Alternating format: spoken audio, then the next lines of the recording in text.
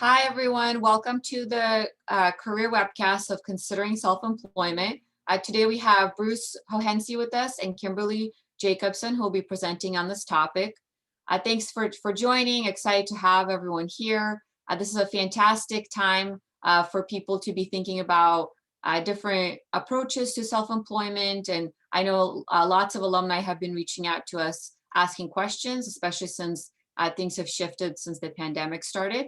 We're going to talk about how to start your own business, self-employment basics, some common pitfalls, resources, etc. And I'll turn it over now to Kimberly and Bruce to introduce themselves. Hi, my name is Kimberly Jacobson, and I graduated from Oregon State University with a degree in communications and also broadcast media journalism. I have a daughter that's there now. I think it's a great school. I use my education every day. I anchored the news there at KBBR, and then I went on to be a news anchor reporter for 16 years at several stations around the Northwest. Then I went on to do some feature reporting for feature shows, exploring the Northwest, which was a lot of fun. And I was able to take my skills and the things that I learned as a reporter, being able to go out on a story and kind of get the nuts and bolts and the things that would be interesting to viewers and transition into marketing. So now I own my own marketing company called 5 Point Media.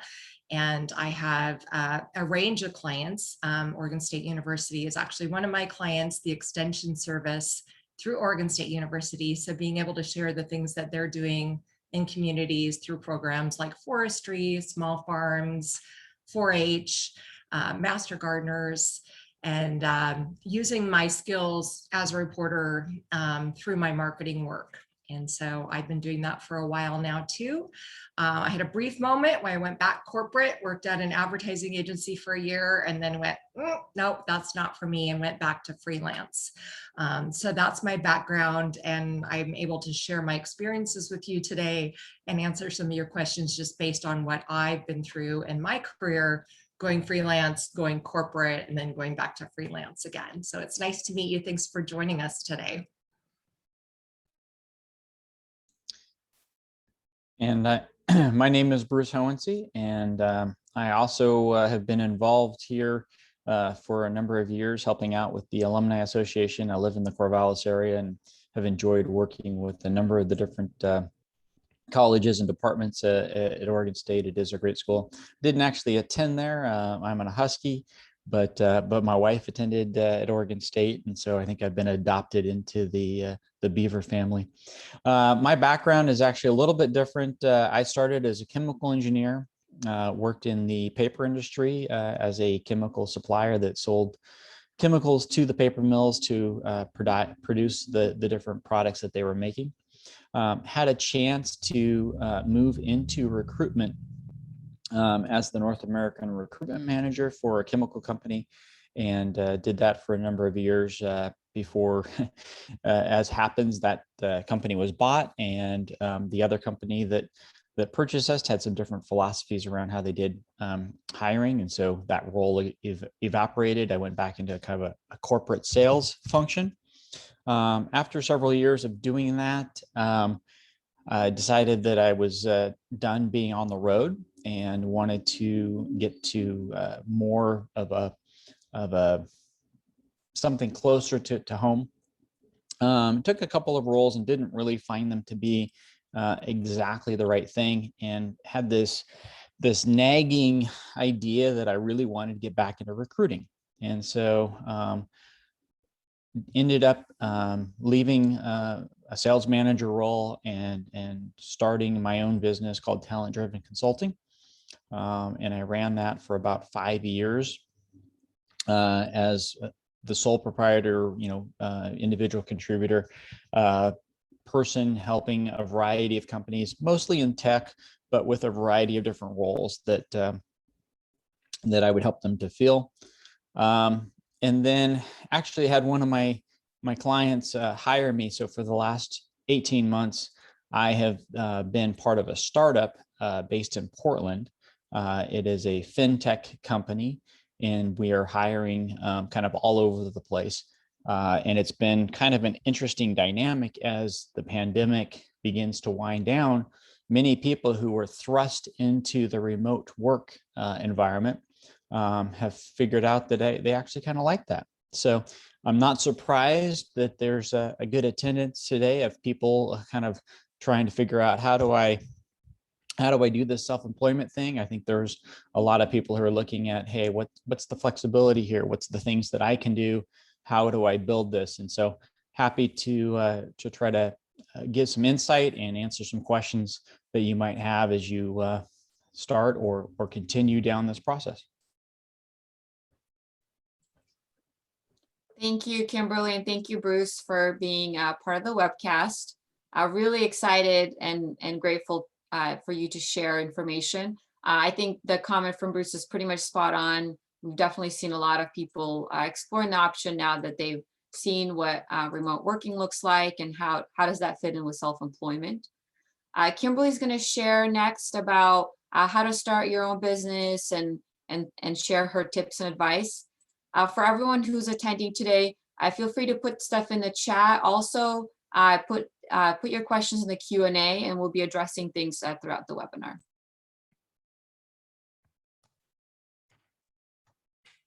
All right, well, thanks. So I'm not an expert on starting a business, but I can share some tips with you and also share my own experience. And the first off, I would just say your best friend is going to be the Small Business Association, SBA.gov. There's the US, and then there's also, if you go to SBA.gov and put in your zip code, you can find a local one, and they're going to help you with everything from lending services to how to plan, launch, manage, grow your business. So they're the experts, but I'm going to give you a few tips from their website to maybe get you started, and then circle back on my experience and answer some of your questions on how I started my business. And yeah, there's a plan. You can be really prepared, or you can do what I did and just kind of learn as you go. So I'm going to give you the plan, and that would be really, I guess, thinking, do I have a business idea? Like, do I have a talent, a passion, a product, or know-how that I feel that others would be interested in, and I can make money? And from my experience as a news reporter, I worked for several years for news stations, and when I had my children and couldn't be full-time anymore, I had this skill again of just, my assignment editor would send me an assignment. I'd go out to cover a story about something I knew nothing about. And within a short time, I had to become an expert, figure out the nuts and bolts. That's the so what, why is somebody going to care about this? And then reduce it down to a minute 30 segment and then share it that night. And so that skill really, really transformed into marketing. And so I was able to say, okay, I can't do the news anymore because I have a family and the hours aren't going to work for me. And so I was able to take that skill and decide that I'm going to do my own business, my own marketing business with that.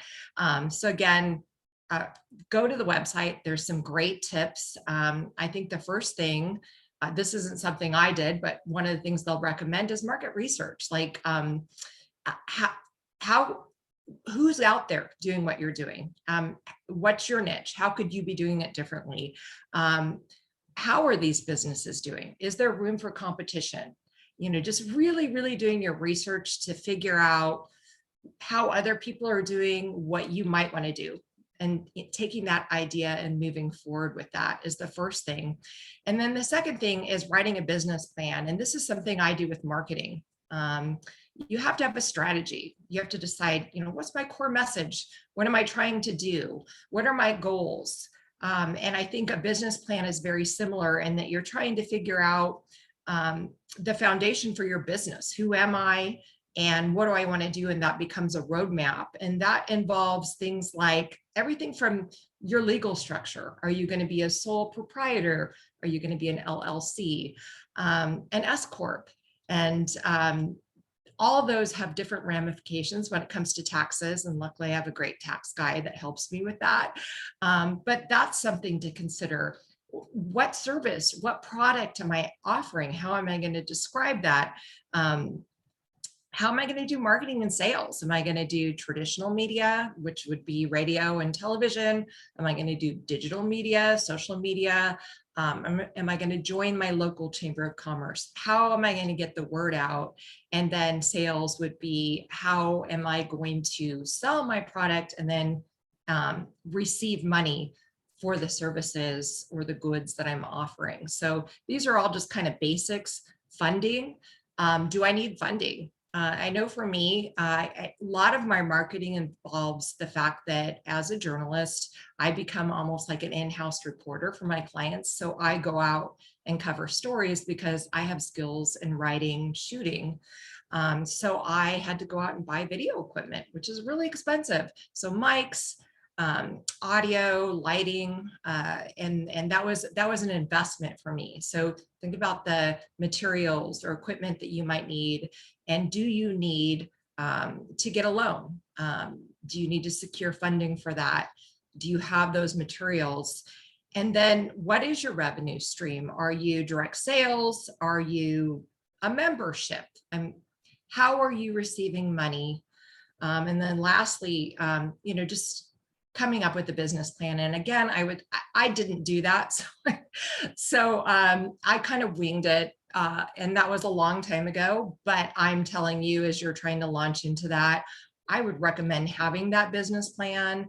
And SBA has some great examples, everything from a traditional, which is going to be have lots of detail, to like a smaller lean plan, they call it, and examples of how to do that. And I feel like if you have all that foundation in place, then you're going to have the confidence to make your next step. And again, it's just going to be a roadmap on how you're going to grow your business in the future. So those are my recommendations for getting started with the business. Wonderful. Thank you, Kimberly. And people have been asking in the chat about the website. And so Bruce, thanks for adding that in. Kimberly, one question that came through is, let's say someone is in a traditional corporate job, how to best prepare to leave a traditional corporate job? And then how did you know that you were ready to leave and that it was the right time for you?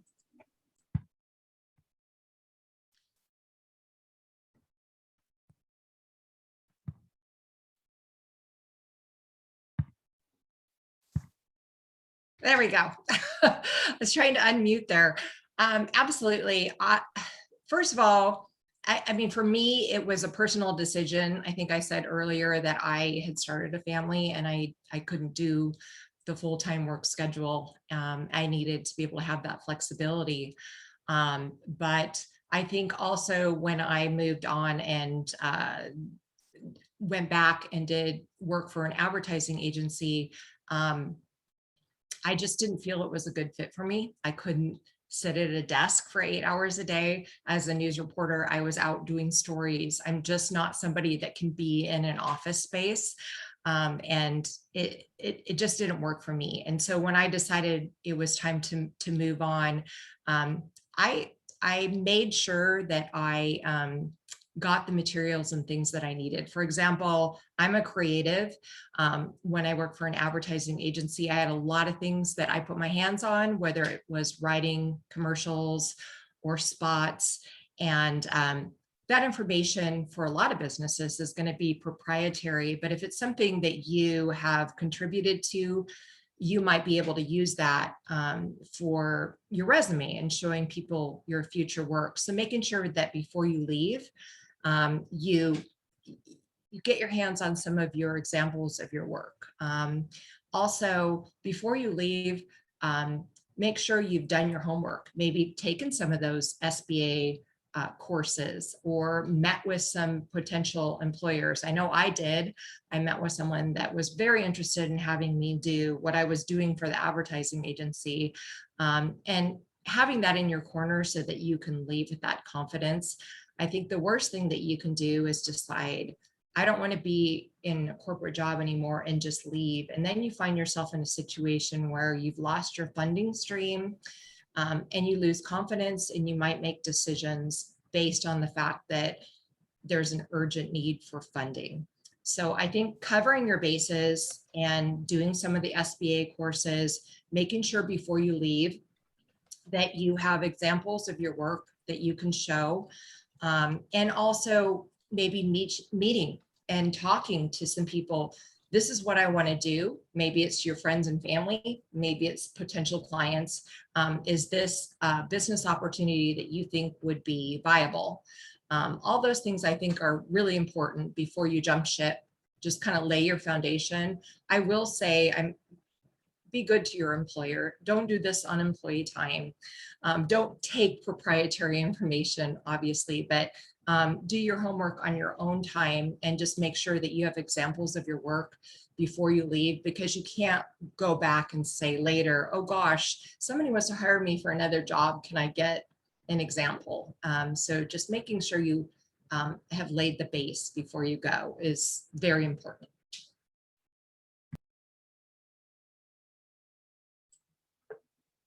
That's really great advice. And then how about one question that came through is, what advice do you have for someone with little professional experience who's just getting started and who wants to go into the freelance world?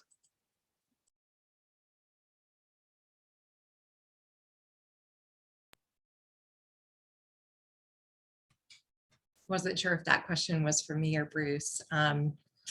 Again, I would go back to the foundation of you establishing what it is that you want to do, looking at your market.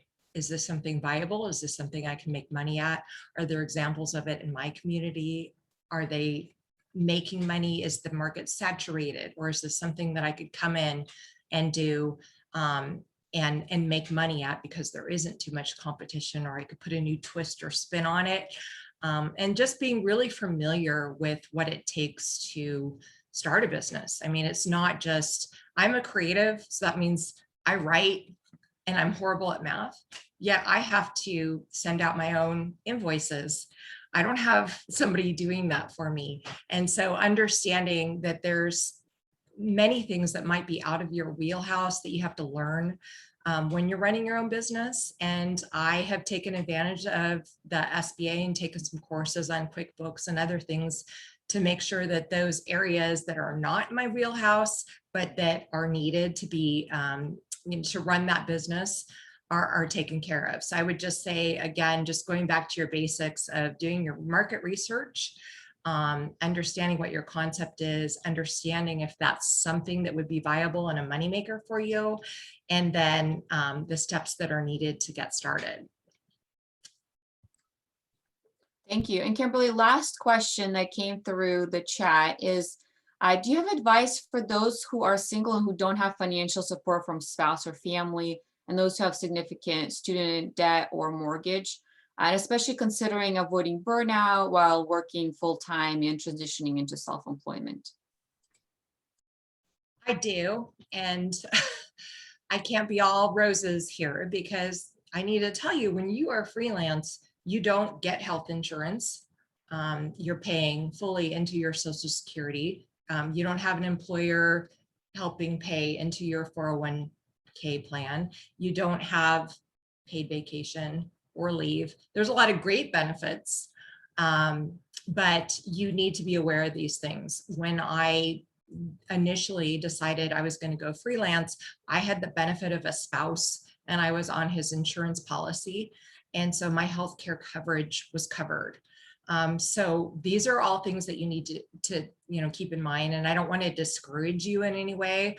I would just say, just be fully aware of the fact that you may have initial startup needs. You are going to be funding your own insurance, contributing to your 401k, all your Social Security. You're not going to get paid holidays and vacations. And just keep that in mind before you make any decisions. Again, I don't want to discourage you. I just want you to be aware of that. And maybe again, consult with your SBA counselor. They counsel for free, and tell them what your concerns are, and maybe they can help you with some solutions. Or they also do lending services. So just another option there. Thank you. That was really helpful to know. It sounds like the SBA website is a great resource for people. I will turn it over to Bruce, and Bruce is going to talk some more about his tips, advice, and some common pitfalls that people experience, as well as resources that can help you as you're thinking about self-employment.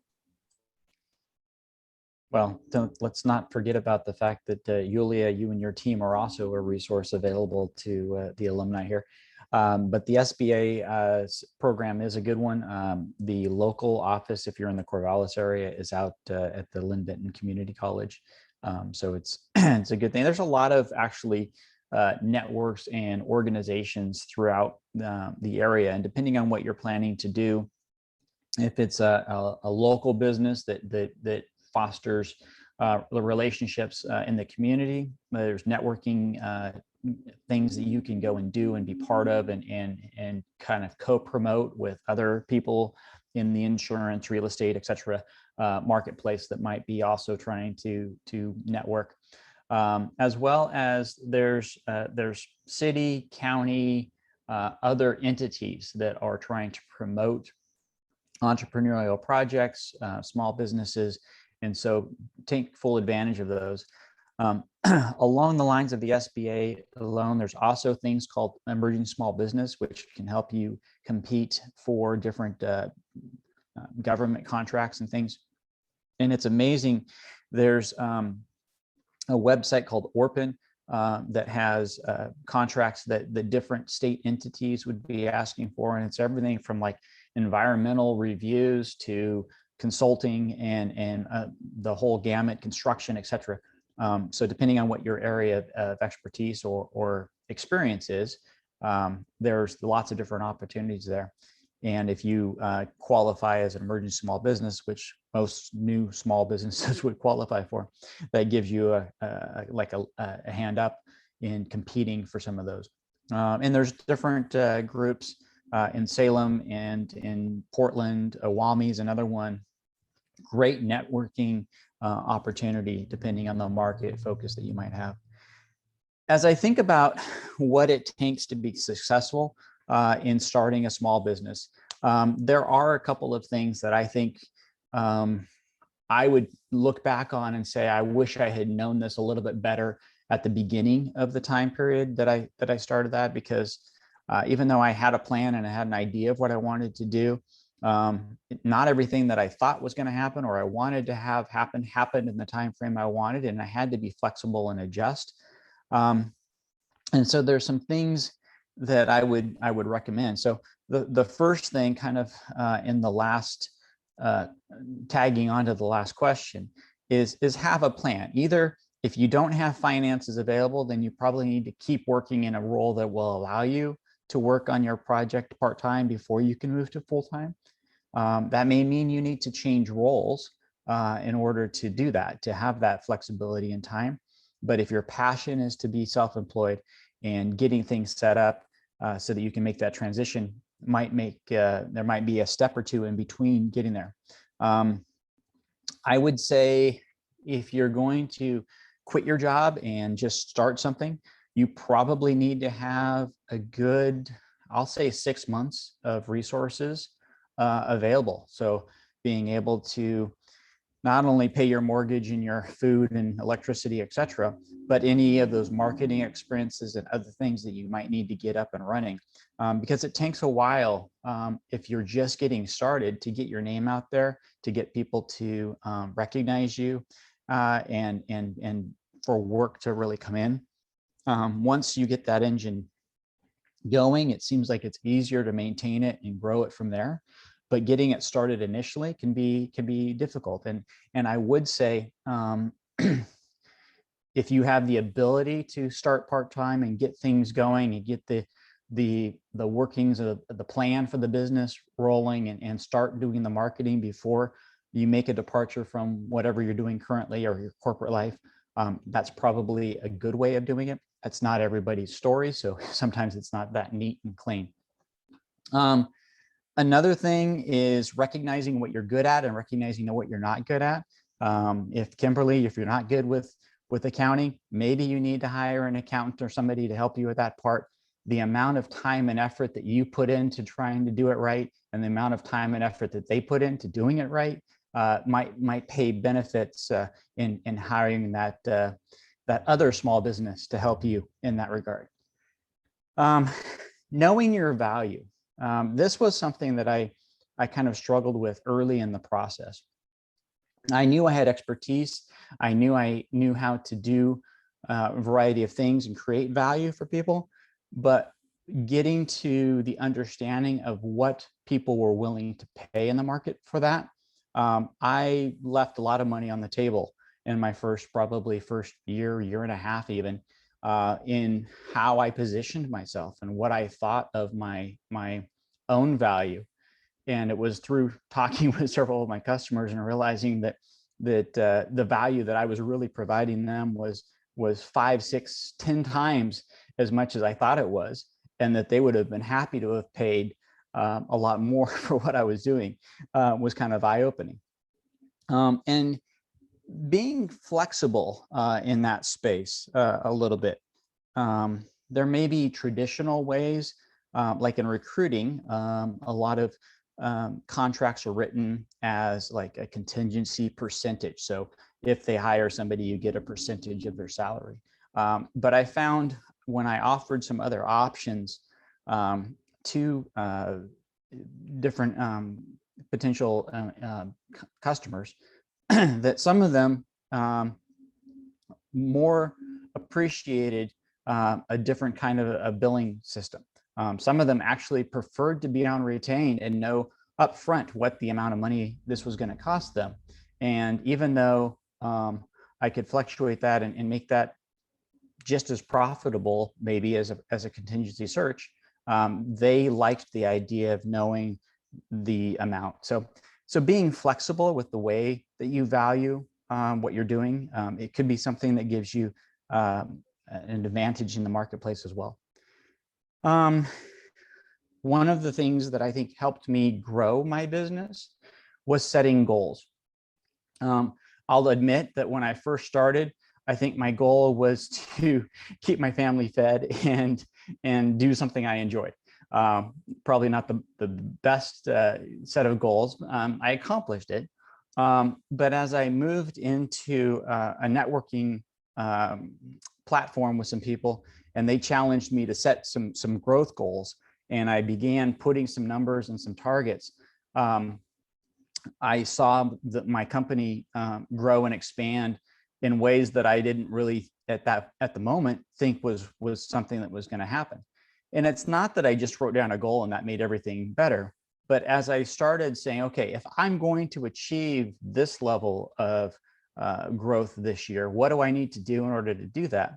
And so it got me thinking about those things that I needed to put in place, those processes, whether it's sales and marketing or getting a system or a computer program or something that was going to support the what it was needed.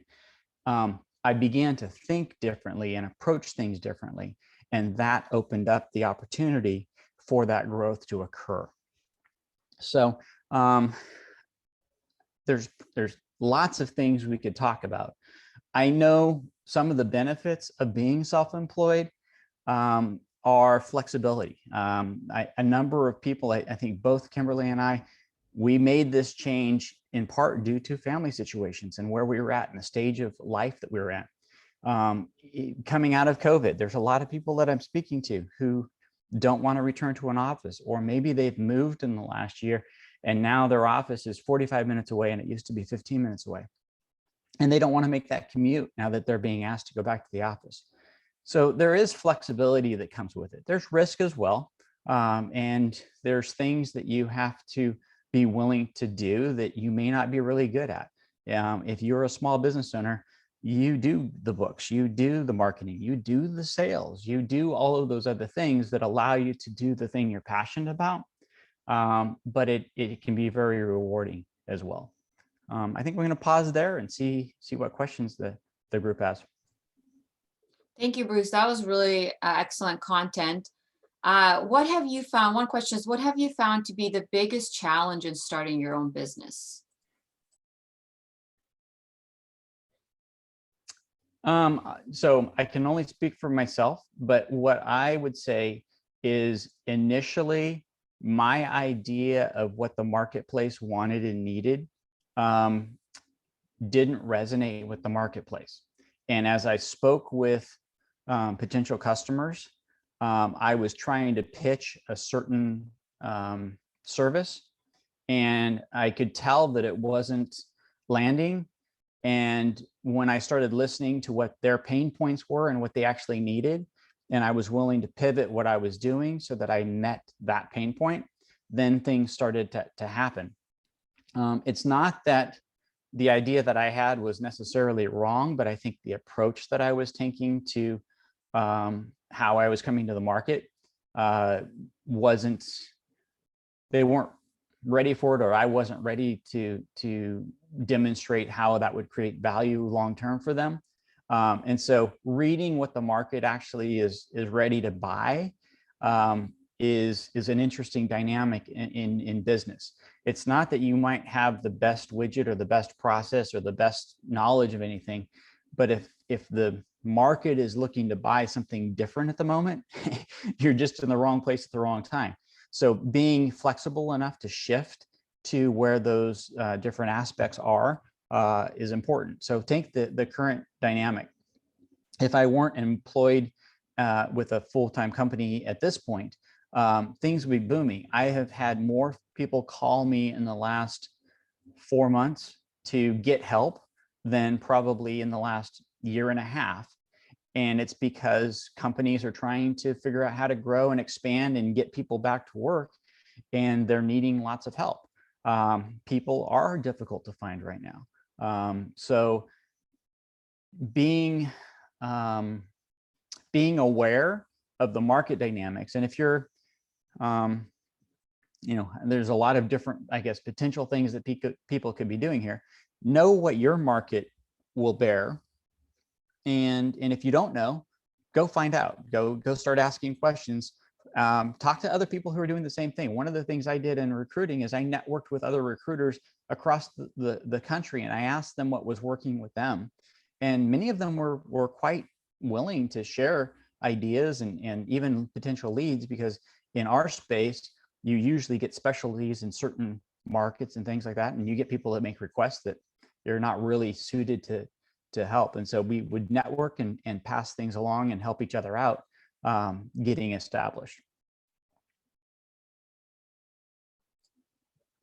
Thank you. And I've heard that that initial advice that you shared from other people too, about looking at the market and figuring out, okay, what are modifying your plans exactly for what the market might need.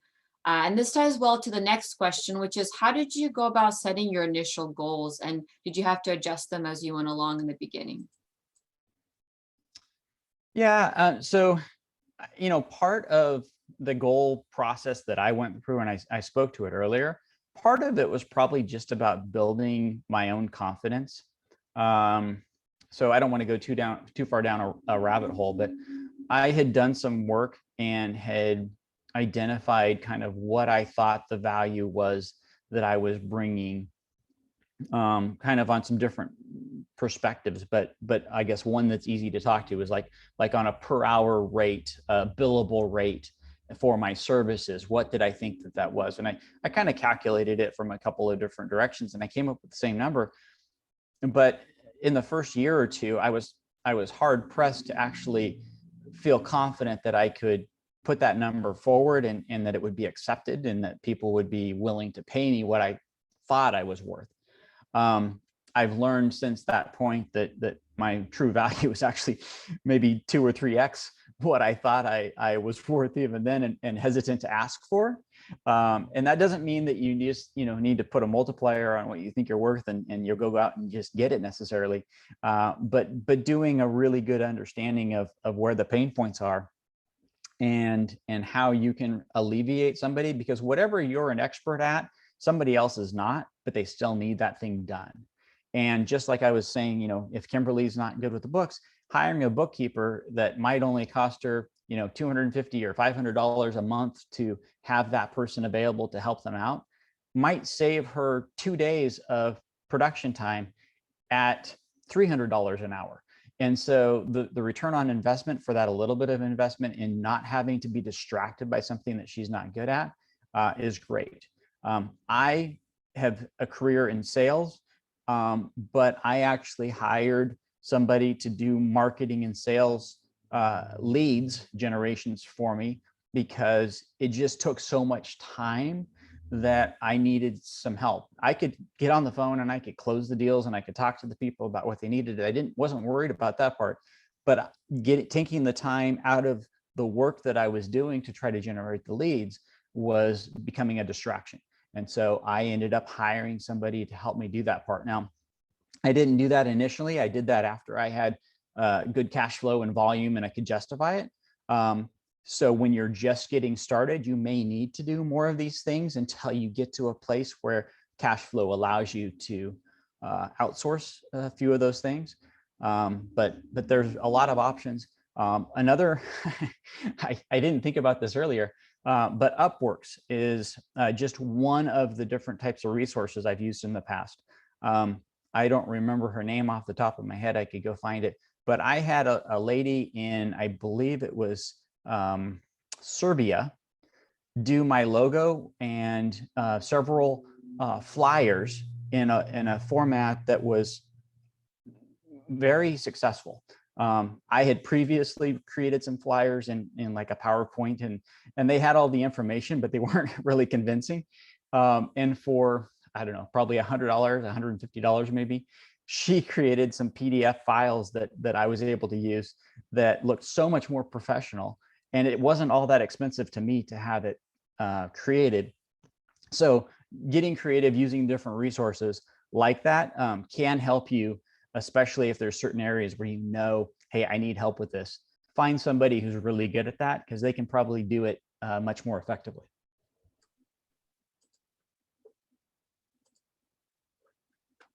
Excellent, thank you. Very, very solid piece of information there. Next question, and then we'll go through actually a series of questions that are for both Bruce and Kimberly. Next question, Bruce, you can answer first, and then Kimberly would love to have you jump in on this as well, is how do you prepare for retirement and other considerations for long-term savings while being self-employed? So there's a number of different resources and things that you could use. Individual retirement accounts are things that you can set up with a financial advisor and continue to contribute money towards that. I think when you're initially trying to set up a business, and again, it depends very much on the type of business and things that you need as far as capital or equipment. You need to have a plan for that. But my advice would be, as you're planning and as you're budgeting for your business, you need to not only, pull out the amount of money that you need to pay for the appropriate amount of taxes and have that available for when you need it, but I would pull out another amount that you're comfortable with for retirement purposes and just make it a habit, even at the beginning of doing that. Even if it's, just 10% or something of what you're bringing in, that will add up over time.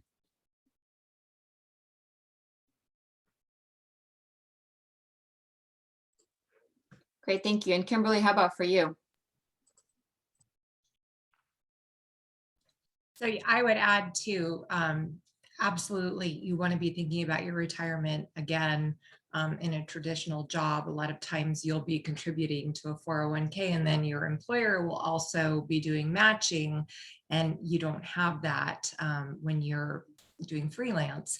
But I would say there's also tax benefits to contributing. So I try and put aside money every month for my retirement, and then there's a cap, but I'm not the money person, but I do have financial advisors that I work with that tell me, okay, Kimberly, if you put this much into your 401k, it's going to take your how much you owe on taxes down by like $3 to $5 grand. So it's important to also be aware of the fact that by contributing to your own retirement, that you are also going to be saving on taxes.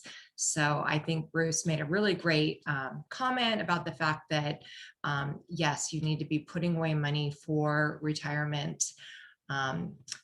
You also have your Social Security benefits that you're paying into. Just being aware of those. I download my statement annually to make sure I know where I am. I think that's important too, and just being aware of those things. Great, thank you. Another question for both of you. We'll do Kimberly and then Bruce. This is a big question that people ask often is, what are some recommendations you have for someone to keep in mind about work-life balance and self-employment? I know I've also heard that it can be easy to work more hours, and how do you navigate the hours and work life, et cetera? So I'll be upfront about the fact that when you go to work for yourself, the hours can sometimes be long because there's much more to do.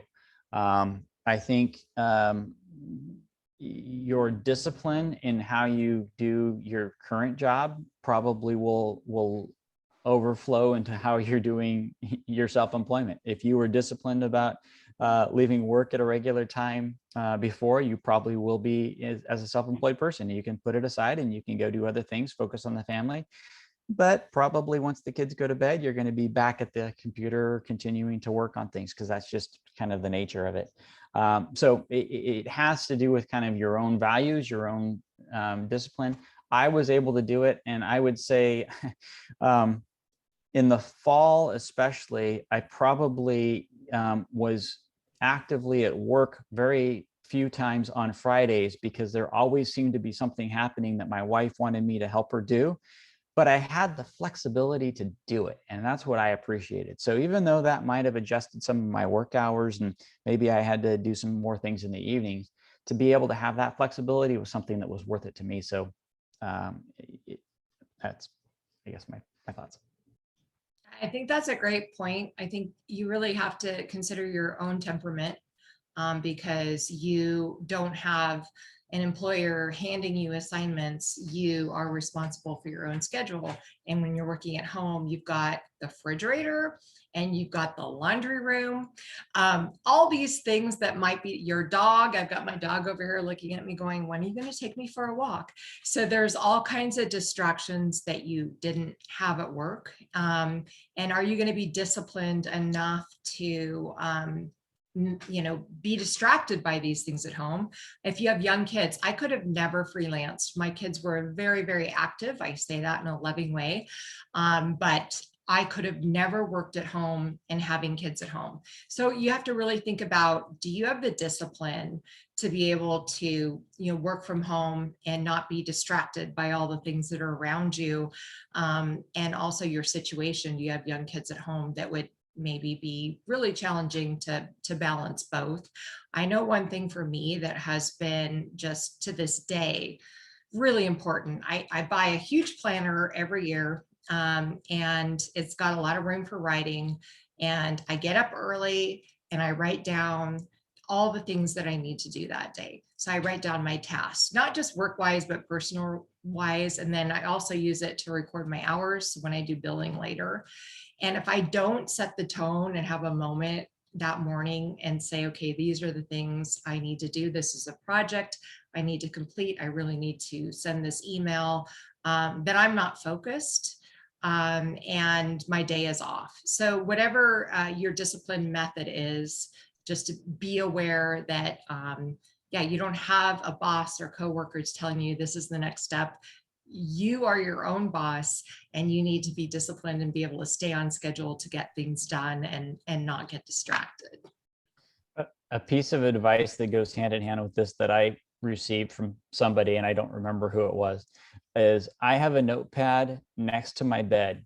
And so in the middle of the night when that thought is coming up and it's not letting me sleep because I've got to return this call, I've got to create that presentation, I've got to do whatever, I simply write it down on the notepad and then it's there in the morning and I can go back and get a good night's sleep.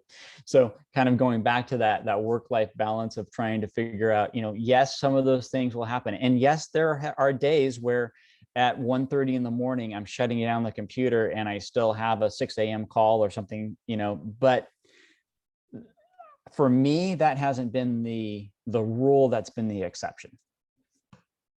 I agree with that. I also do the notebook thing because as a creative, I'll get ideas in the middle of the night. I'm like, oh, this is a great idea. And then I think, oh, I don't want to go back to sleep because if I do, I'm going to forget it. So yeah, I do the notebook. I write it down. So great advice, Bruce. Thank you both for providing your thoughts on the work-life balance. And I did post the webinar link that Bruce had done for 6 tips for a better work-life balance.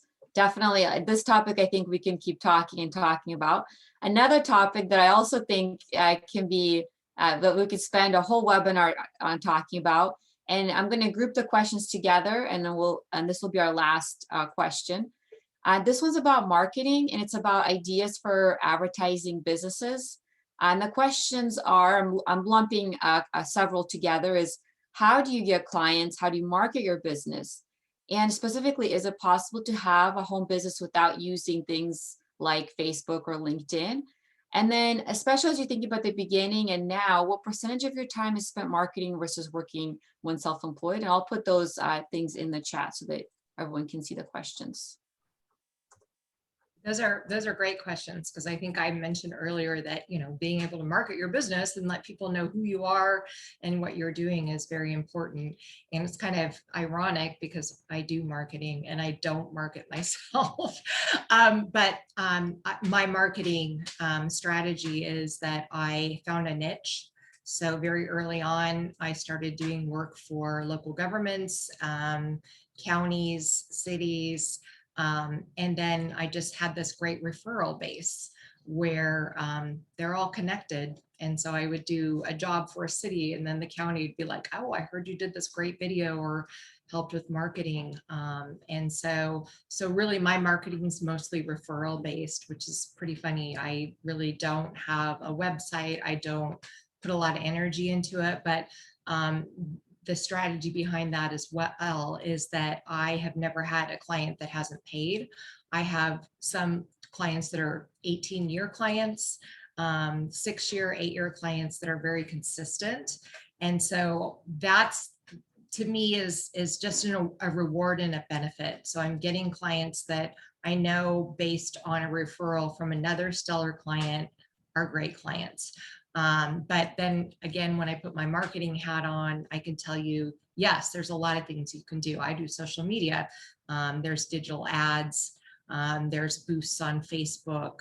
There's organic advertising, where you're really playing up your Facebook posts, but you're not necessarily paying for posts. And then there's boosting those posts, and you're able to really get into the nitty-gritty with demographics and the audience that you're going after, whether it be male or female or age.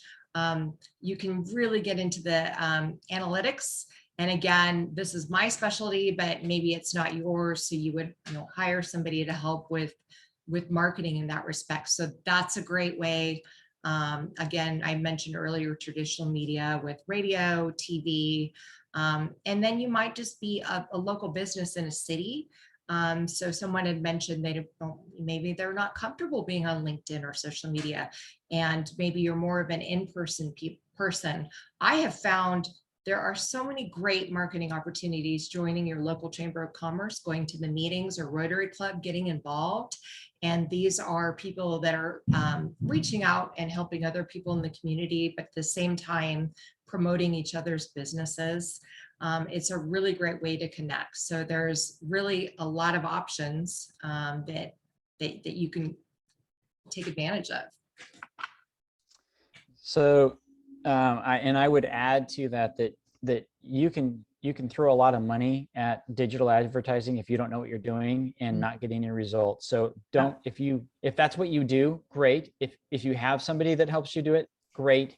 If you don't know what you're doing, I wouldn't start there.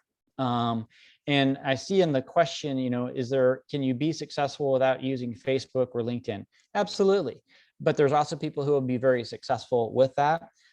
If you learn how to use a tool like LinkedIn to network and understand where people are coming from, I don't know why you wouldn't use it, but if that's just not your cup of tea, that's fine. I have a brother who has a very successful business. He's an excavator. He hasn't set up his voicemail in 10 years because the people he knows call him and he answers the phone when he wants to, and he can't schedule everybody who calls him. So you don't need to become a digital marketing expert in order to be successful. It does depend a little bit on what your business is. In his realm of excavation, his work speaks for him. If you're selling something or if you're doing something that's commerce related, then you probably need to have some amount of digital advertising working for you. And marketing can be a lot of different things, and I would try multiple different things. I wouldn't put all of your eggs in any one basket, but once you find something that works, then I would double down on the thing that's working, if that makes sense. Do we answer that fully, I guess? Percentage of time marketing versus actually working. That is an ongoing debate for most people who are self-employed. The frustrating thing about being self-employed is that you do have to do a certain amount of marketing and sales and getting new clients work, and it takes away from actually doing the work that you most enjoy. And highly successful people get enough people coming to them that they don't have to spend a lot of time doing that. That's great. Not everybody's in that boat. Most people are going to have to spend a fair amount of time. I would say a healthy balance is probably in the 70-30 range. If you're spending about 25 to 30% of your time developing new clients for the future and about 70% of your time doing the actual work, that's probably, if you're doing more than 30% of your time just trying to get clients, you probably need to work on your messaging. You probably need to work on your focus, something that, a really effective person probably spends less than 10% of their time doing marketing for their business, and the rest of their time they're actually working in or on their business. So it's somewhere in that range, and it's going to depend a little bit on the type of work you do. And I think that would segue into also when you mentioned the type of work. Some of the work I do is what we would call a gig. So maybe somebody's asked me to do a video, and it's a week. And then I have contracts that are 1 and 2 years long. So also depending on what your relationship is, I have a client that I've worked for 8 years. We don't have a contract. So I don't know if it's going to end tomorrow. We have a great working relationship. And then I have clients I've worked for where we do 1 and 2 year contracts. And so I've got that confidence in knowing that that relationship is continuing. And then again, there's the gigs where someone's just like, hey, can we use you to do this video or this quick thing that might be a day or a week? So again, if you're somebody that has clients that are going to be long-term, that have set up contracts with you, I think your marketing, if you feel like you're full, like at this point, I feel like I don't need more clients, which is a great place to be when you're a freelancer, then you don't need to do any marketing at all. But if you're somebody that your type of work is going to involve 1 week or 2 days, and every month you're going to have to generate more work, then obviously more of your time is going to go towards marketing. So these are all things to think about when you are becoming a freelancer and deciding if you're just going to be doing small jobs or actually having contracts. Those all play into the amount of marketing that you're going to do, and also confidence every month.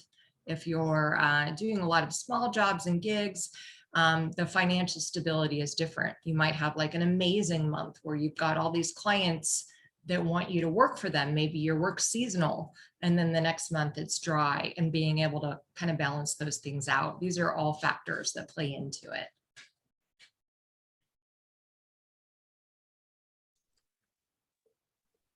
Thank you. Anything additional with the marketing piece? That was really good advice, especially considering how important that part is to growing your business, especially in the initial stages. So we're gonna go ahead and wrap up the webinar here. Thank you everyone for attending. I'll turn over to Kimberly and Bruce to do their summary statements, and then we'll be finished after that. Well, thanks. Mostly, I just want to say thank you so much for joining us. Really encourage you to spend some time thinking about what it is that you want to do and pursue, and really take the time and effort to research the market, set up your business plan, research competition, think about the logistics of how you're going to make that happen. Also, network, talk to your friends, family, other businesses are great. I know that, as an alumni at Oregon State, I've mentored students that have gotten in contact with me. Another great opportunity to just kind of talk to them as they're getting into their workforce. That's rewarding for me. Maybe make an appointment for a free counseling service with SBA. Lots of options for you. So my biggest advice would be just don't make the leap. Just don't be like, okay, I'm done with my corporate life. I'm gonna freelance now. Really do your research, put your ducks in a row, talk to people, know what the market bears, and then move on from there. And good luck to you. I also want to thank you for investing in taking some time to listen to us talk about this. Hopefully we've said some things that are giving you good ideas and helping you out. One of the things that I would say is probably one of the most critical pieces for a successful business is not only knowing and defining what you are good at or about or what your focus is, it's knowing what you're not. And it can be really appealing as a small business owner specifically to, have somebody, I'll make this up, but let's say you're a painter and somebody says, hey, can you, fix our cabinets as well? If you don't have those skill sets, it's going to be a real dilution of your time and energy trying to accomplish that. So when you are looking at opportunities, and not everything is worth chasing, and the more specific you can be about what your target is, the more effective your messaging will be, the more effective your time will be. Kimberly found a niche, she followed that, and then she became known in that space for it. That's, I think, the objective, is to find those places and be yourself, be unique. Just because you're watching a webinar and 50,000 people across the country do something a certain way, pay attention to what they're doing and what the trends are, but put your own spin on it, because most of the time your customers are coming to you because they like you, they like how you do something. And so don't be afraid to keep that as part of it. If you just become a cookie cutter of everybody else out there who does something similar, then you don't have any differentiation and value that you're adding. So that would be my closing advice. Good luck. Thank you both so much. Really good information here. And you can connect with career ambassadors like Kimberly and Bruce on osuconnections.org. We're really thankful for Kimberly and Bruce for your time, and thanks for taking time to share. And then we'll be following up with a recording of the webcast along with some takeaways, and we hope to see you at the next webcast. Thank you, everyone.